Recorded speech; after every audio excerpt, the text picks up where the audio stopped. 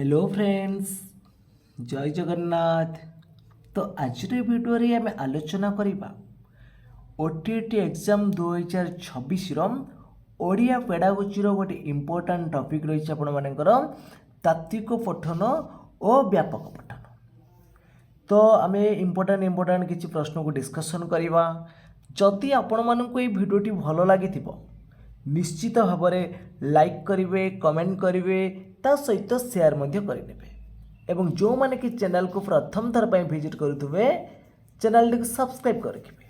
तो चलंतु डेरी न करी आज भिडियोटी को आरंभ करवा। तो प्रथम प्रश्न अच्छी पठन केते प्रकार।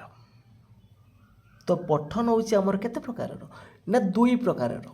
कौन कौन दुई प्रकार ना गोटे होची आमर तात्विक पठन आउ गोटे होची आमर व्यापक पठन। तो तात्विक पठन कौन ना तात्विक पठन होची पिला मानकर ज्ञान अभिवृद्धि एवं बोध शक्तिर विकास पई जो पठन करा जाए पिला मानकर ज्ञानर अभिवृद्धि और बोध शक्तिर विकास पई जो प्रकार पठन करबा सेटा होची हमर तात्विक पठन। तो तात्विक पठन दुईटा उद्देश्य अच्छी गोटे है कौन पिला मानकर बोध शक्तिर विकास आ गोटे होची ज्ञानर अभिवृद्धि। सेमती व्यापक पठन कौन ना व्यापक पठन होची जो निजर आनंद रुचि एवं ज्ञानर परिसर बुद्धि करने को हेले आमे पाठ्यपुस्तक भितर सीमित न रही अन्यान्य गल्प प्रबंध ये सब पुस्तक पाठ करवा सेटा होची व्यापक पठन। ताले पठन होची हमर दुई प्रकार। दुई नंबर प्रश्न देछि पठन काहेकि अपरिहार्य। पठन कौन पाई अपरिहार्य। तो दुई नंबर आपण मानकर सठिक उत्तर कौन आसीबो।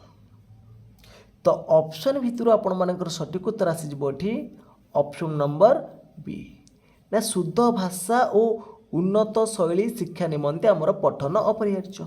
बी ऑप्शन राइट हे। तो 3 नंबर प्रश्न देछि पठनर अर्थबोध निमित्त कहार आवश्यक अधिक। वाक्य रे आरंभ ना अनुच्छेदर आरंभ और शेष ना व्याकरणगत शब्दावली और विराम चिन्ह ना प्राक लिखन। तो पठनर अर्थबोध निमित्त कहार आवश्यक अधिक। तो 3 नंबर सठिक उत्तर आसीबा आपण मानकर ऑप्शन नंबर सी व्याकरणगत शब्दावली और विराम चिन्ह। तो 4 नंबर प्रश्न देछि तात्विक पठनर मुख्य उद्देश्य केतोटी अछि। तो तात्विक पठनर मुख्य उद्देश्य हमर दुईटा अछि। गोटे कौन ना बोध शक्तिर पिला मानकर बोध शक्तिर विकास घटिबो बोध शक्तिर विकास आउट होछि ज्ञानर अभिवृद्धि आउट आसीबो कौन ज्ञानर अभिवृद्धि। यही दुईटा रोचे कौन तात्विक पठनर मुख्य उद्देश्य। तो 5 नंबर प्रश्न देछि तात्विक पठनर सफलता पाई यह मध्यरु केउटा आवश्यक नुहे। तात्विक पठनर सफलता पाई केउटा आवश्यक नुहे। देखो पाठ्यपुस्तकर आवश्यकता अच्छी, शिक्षकों सहायतार आवश्यकता अच्छी, अभिभावक मानकर समर्थन आवश्यकता अच्छी, किंतु खाता और कलमर आवश्यकता नहीं। तो ए ऑप्शन एटी राइट हम। तो नेक्स्ट क्वेश्चन देछि व्यापक पठन द्वारा केउ दक्षता वृद्धि हुए। व्यापक पठन द्वारा केउ दक्षता वृद्धि हुए। श्रवण पठन लिखन ना भाषा ज्ञान और भाषागत दक्षता। तो व्यापक पठन द्वारा भाषा ज्ञान और भाषागत दक्षता वृद्धि घटिबो। डी ऑप्शन एटी राइट हम। तो परवर्ती प्रश्न अच्छी 7 नंबर रे व्यापक पठन पाई कौन आवश्यक। व्यापक पठन पाई कौन आवश्यक। देखंतु आमर अन्यान्य गल्प उपन्यास विभिन्न पुस्तक आम पाठागार आवश्यकता अच्छी। तो यही सब व्यापक पठन आवश्यक करिबो। तो ए ऑप्शन राइट हम। तो 8 नंबर प्रश्न अच्छी व्यापक पठन करिथिबा पिला तात्विक पठन करिथिबा पिला ठारू केउथिरे आगरे। जो पिला व्यापक पठन करिथिबो से तात्विक पठन करिथिबा पिला ठारू केउथिरे आगर थिबो ना ज्ञान वृद्धि रे आगर थिबो। ए ऑप्शन राइट हम। तो 9 नंबर प्रश्न अच्छी गद्य शिक्षादानर उद्देश्य कौन। गद्य शिक्षादानर उद्देश्य कौन। तो ऑप्शन भितर आपण मानक राइट आंसर कौन आसीबो गद्य शिक्षादान उद्देश्य कौन तो राइट आंसर है ये आपण मानकर ऑप्शन नंबर ए ना शुणा कहवा पढ़ा लेखा आदि दक्षतार अभिवृद्धि साधन घटब तो आउरी बहुत किसी अच्छे आपण मानकर जमी सृजन शक्तिर विकास साधित हम नूतन विषय ज्ञान अर्जन करने चिंता युक्ति और कल्पना शक्तिर अभिवृद्धि साधन करने व्यापक पठन पर आग्रह सृष्टि करने ये सब कौन गद्य शिक्षादान उद्देश्य तो परवर्ती प्रश्न अच्छी गद्य शिक्षादान क्यों तीनोटी सोपान अनुकरण करा जाय थाए हमरो गद्य शिक्षादान क्यों तीनोटी सोपान को अनुकरण करा जिवो तो राइट आंसर आसीबो एठी आपण मानकर कोन ना हमर प्रथमटा होची जोटा हम कहउचंती इंट्रोडक्शन कहउचंती प्रेजेंटेशन कहउचंती इवैल्यूएशन कहउचंती उपक्रम उपस्थापन मूल्यांकन तो सी ऑप्शन राइट हेबो तो परवर्ती प्रश्न अच्छी आम साहित्य रे केतोटी रस अछि तो आम साहित्य रे 9टी रस अछि नेक्स्ट क्वेश्चन अच्छी केउटी कविता पाठर उद्देश्य केउटी कविता पाठर उद्देश्य तो राइट आंसर एठी आपण मानकर कोन आसीबो तो केउटी कविता पाठर उद्देश्य राइट आंसर आसीबो ऑप्शन नंबर डी पाठरू आनंद उपलब्धि करिबा पाठरू आनंद उपलब्धि करिबा तो नेक्स्ट क्वेश्चन देखंतु नेक्स्ट क्वेश्चन देछि कवितार केउ सोपानर गुरुत्वपूर्ण अछि कवितार केउ सोपान गुरुत्वपूर्ण तो कवितार सबुठारु गुरुत्वपूर्ण जिनस होछि कोन भाव रसबोधक भाव उन्मोचना एई सोपानटा बहुत गुरुत्वपूर्ण अछि तो सी ऑप्शन राइट है तो नेक्स्ट क्वेश्चन अछि टीएलई रो पूरा नाम कोन टीएलई रो पूरा नाम कोन तो टीएलई रो पूरा नाम होछि टीचिंग लर्निंग मटेरियल तो परवर्ती प्रश्न देखिबा परवर्ती प्रश्न देछि तात्विक पठनर बा तात्विक व्याकरण केउ श्रेणी पिलांक पाई जो तात्विक व्याकरण रहिला केउ श्रेणी पिला मानक पाई तो राइट आंसर आपण मानकर एठी आसीबो कोन तात्विक व्याकरणटा होछि साधारणतः ऊपर श्रेणी पाई उद्दिष्ट तो उच्च प्राथमिक श्रेणी पाई आवश्यक अछि तो नेक्स्ट क्वेश्चन देछि गद्यर केउ सोपानटी सरस सुंदर हेबा आवश्यक जो आमर तीनटा सोपान अछि उपक्रम उपस्थापन मूल्यांकन तो सबुठारु उपक्रम सोपानटा को सरस सुंदर करबा आवश्यक अछि ए ऑप्शन राइट हेबो तो कवितार केउ सोपान रे कवि परिचय प्रदान करा जिवो कवितार केउ सोपान रे कवि परिचय प्रदान करा जिवो तो उपक्रम सोपान रे आमर सक्रियात्मक कार्य होता है आ कवि परिचय प्रदान आमर उपस्थापन रहता है कवि परिचयटा आमर उपस्थापन सोपान रहता है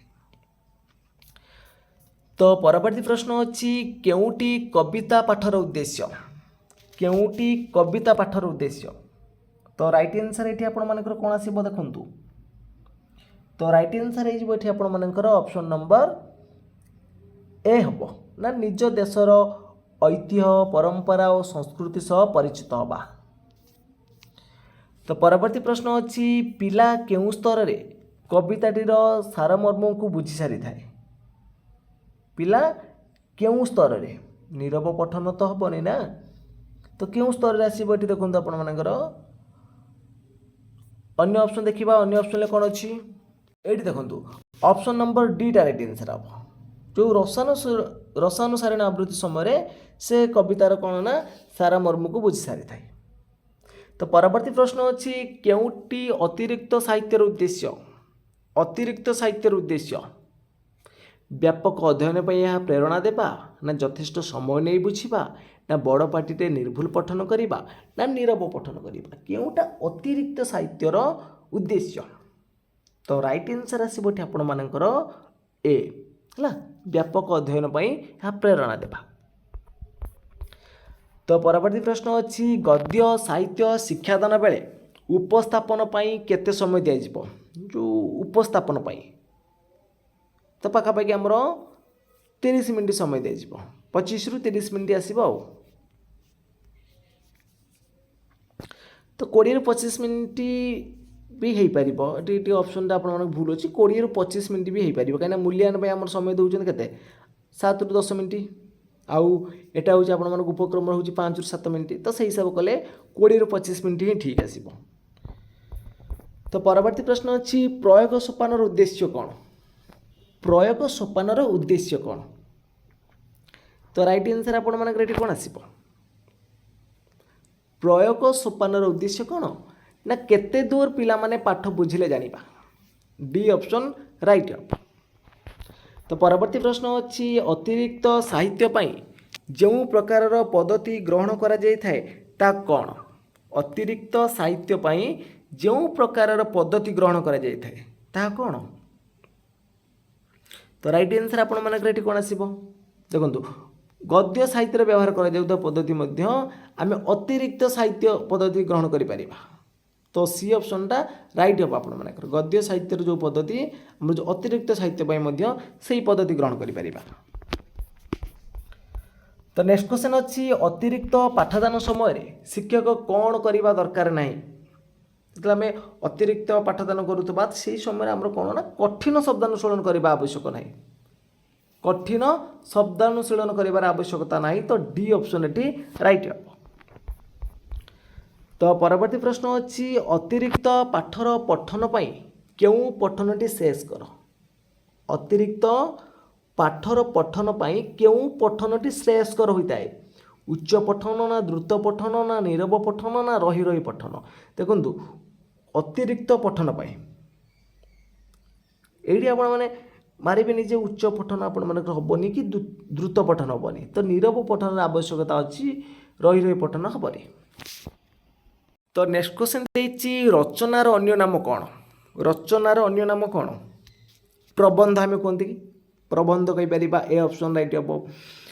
तो नेक्स्ट क्वेश्चन अच्छी गोटे वर्ष मध्य केतोटी रचना एवं पत्र लेखन लेखा आवश्यक अच्छी गोटे वर्ष आमर केतोटी रचना आ पत्र लेखन लेखिबार आवश्यकता अच्छी रचना एवं पत्र लेखन मिसेक आमर 15टी लेखिबार आवश्यक अच्छी।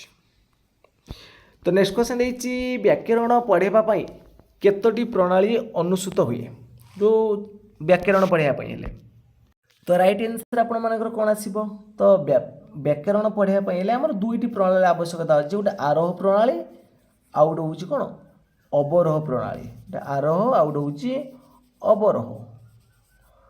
तो नेक्स्ट क्वेश्चन देखंतु नेक्स्ट क्वेश्चन देछि व्यवहारिक व्याकरण कौन यह विश्लेषणात्मक ना यह प्रयोगात्मक ना आनंदपूर्ण ना गुणात्मक तो व्यवहारिक व्याकरणटा कौन ना यहाँ हूँ आमर प्रयोगात्मक बी ऑप्शन राइट हम। तो नेक्स्ट क्वेश्चन देछि व्याकरण शिक्षा रे पाठ्यपुस्तक प्रणाली कहले आम कौन बुझू तो व्याकरण शिक्षा रे पाठ्यपुस्तक प्रणाली कहले आम कौन बुझी था तो राइट आंसर कौन आसीबो देखिथे शिक्षक बही धरी पढ़े और सूत्र पिला बुझी न पारे बुझाईदेवे यहाँ हूँ आमर जो कहते पाठ्यपुस्तक प्रणाली। तो नेक्स्ट क्वेश्चन देछि व्याकरण शिक्षार उद्देश्य कौन व्याकरण शिक्षार उद्देश्य कौन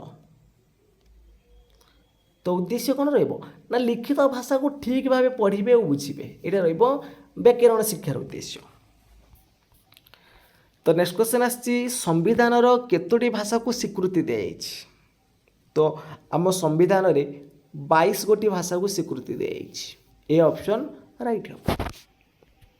तो नेक्स्ट क्वेश्चन आछि आम देश रे केते प्रकार अनुसूचित जनजाति अछंती तो अनुसूचित जनजाति आमर 62 प्रकार अछंती डी ऑप्शन राइट हम। तो परवर्ती प्रश्न अच्छी संविधान रे क्यों धारा उल्लेख अच्छी पिलाटी घर भाषा पढ़ाई तो संविधान क्यों धारा उल्लेख अच्छी पिलाटी तार घर भाषा पढ़ाई तो राइट आंसर आसो ये आपण मानकर कौन ना ऑप्शन नंबर ए 350 क रे उल्लेख अच्छी। तो परवर्ती प्रश्न अच्छी पुराण जुगरे गद्यर भाषा किपरि थिला तो आगकाल समय गद्यर भाषा पद्य रूप पद्यर भाषा सहित थिला।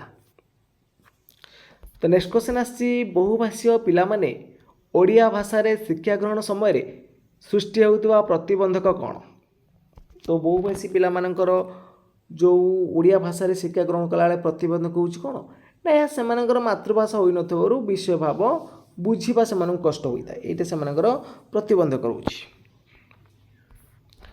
तो नेक्स्ट क्वेश्चन देछि बहुभाषी क्षेत्र रे केउ भाषा पाठ एक समस्या।